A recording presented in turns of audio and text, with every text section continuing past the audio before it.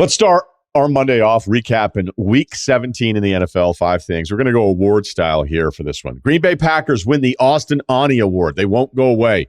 If you don't understand that reference, don't worry about it. He is a 29-year-old quarterback in the transfer portal, committed to TCU in 2012, but then went to the Yankees, I think, for $1 million and played in the minors for 6 years. North Texas. I'm all for it. Good for you, man. Live your life. But I was just trying to make a joke about not going away. Anyway, the Packers beat Minnesota yesterday, 41-17. It was actually 41-3. Now the Packers are 8-8, from 4-8 to 8-8. They beat Detroit at home, and they are in the playoffs. Now, it's been a couple factors here. One is the defense. They haven't allowed more than 20 points. Well, 20 points only once against Miami in the last month. The turnover ratio is plus 11 in the last month, forcing 13, only giving it up twice. It's also the schedule, stupid, which I like to remind all of us at times. They beat Chicago, the Rams, Miami with the Tua problems, and then Minnesota. And Minnesota, technically is still a good win. We'll get to them in a second here. Justin Jefferson went off against them in the beginning of the season, 9 for 184, 2 touchdowns, only 1 catch for 15 yards. There's a lot of back and forth with Jair Alexander comments, who is a terrific corner. And this was an absolute domination. Cousins was terrible. There was that one play on the fumble, I believe, with Cousins, where the broadcast was basically pointing out, like, hey, look, you've got Jefferson on Preston Smith, and it's an in or out option, and Cousins didn't even see it before the snap. And that was a huge, huge play in this one. Green Bay's been able to run the football quite a bit, 175, 138, 79, 163 total rushing yards each of the last 4 games, averaging 139. So Green Bay wins against Detroit, and they are in. Seattle would need to beat the Rams and to have Detroit beat Green Bay for them to get that final spot in the NFC. So the Packers won't go away. I don't know how anybody's going to feel about them in the playoffs here, because it is a bit, it's kind of an easy schedule, but then you'd argue, wait a minute, Minnesota's good though, right? And that's what brings us to number 2. The Tim Tebow Award goes to the Minnesota Vikings. Now let's go back and look at history. In 2011, a young, spry Russillo was doing a radio show with Van Pelt.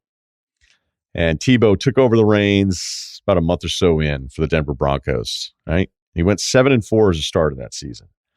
And they kept winning all the time.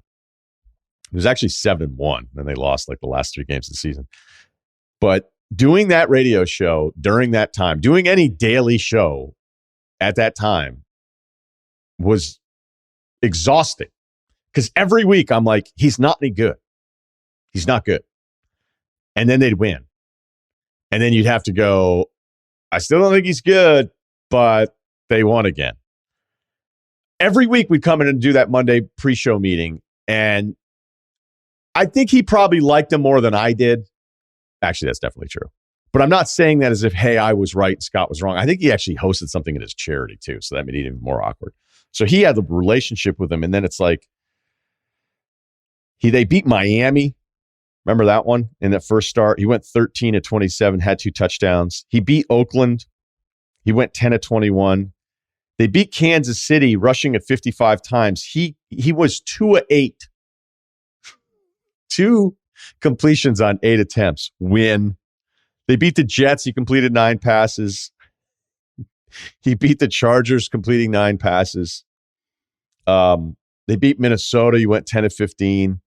Remember that Chicago 13-10 game where the Broncos won on the field goal? And I remember watching that game going, I don't think he's any good. I don't think this is a real thing. But then they win that one.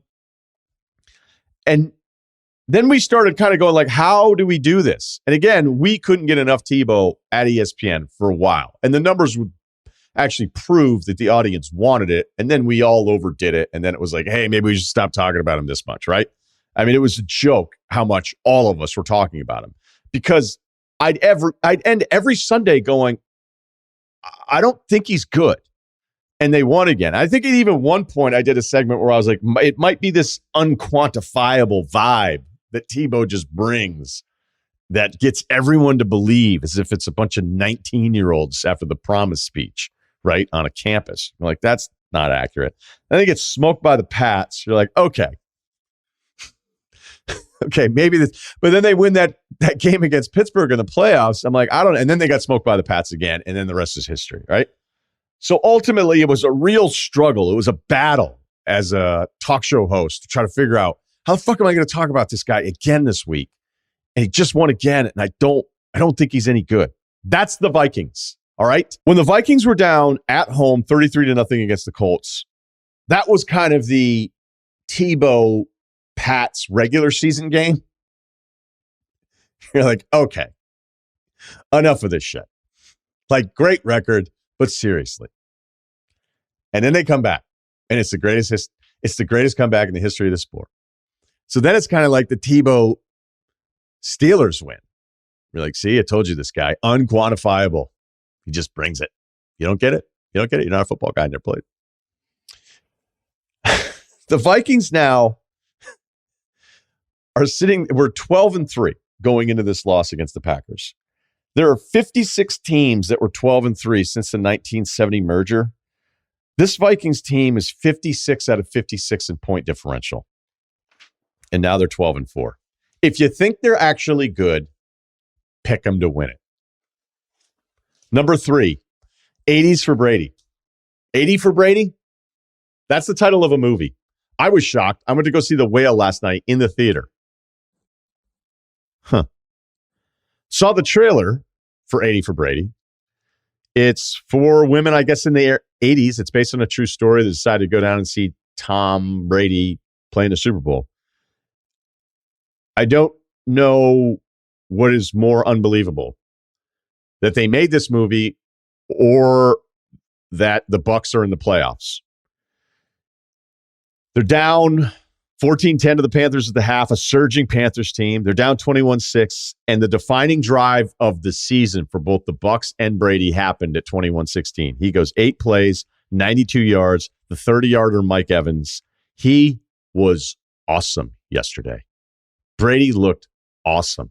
Some of the throws on that drive, I was like, oh, here we go.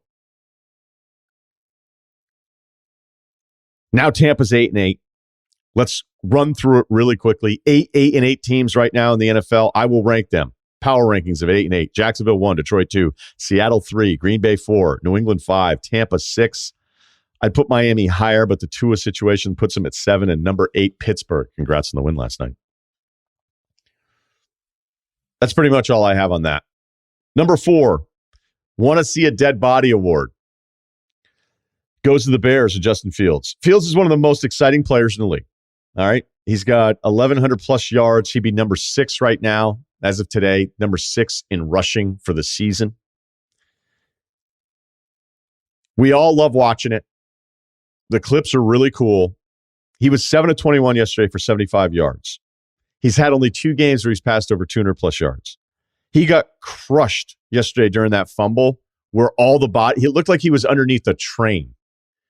And I started just feeling for him because it feels like every week I'm watching this guy limp through games and get beat up, and I don't know how this is sustainable. You know, there's an overall number here where I know it'll happen if I'm in Chicago radio or if I'm driving around, be like, hey, look at the splits. 2,200 yards, 60% completion. His best running quarterback other than Lamar, 17, 11 splits on touchdown to interception. It all looks okay and something to build on, and I hope it works out, and I hope they do a better job of supporting him, both with talent around him and everything else. But I don't know how this is sustainable.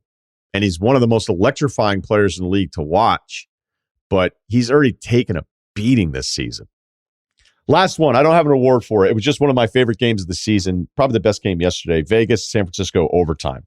So 49ers win. We're going to talk to Mike Giardi a little bit later, NFL Network, who was there when Stidham was in camp all those years with the Pats and not really playing on all that much.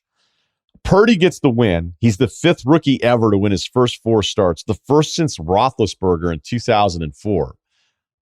And I know the Niners got the win here. I still feel like the Stidham part of this is the story.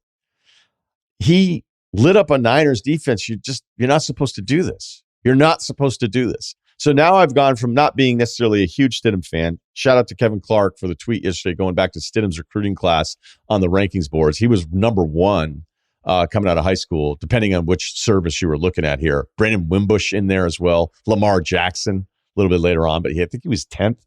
So we all know that Stidham's had the profile of this really, really talented guy. Would have figured at some point the Pats would have given him a shot.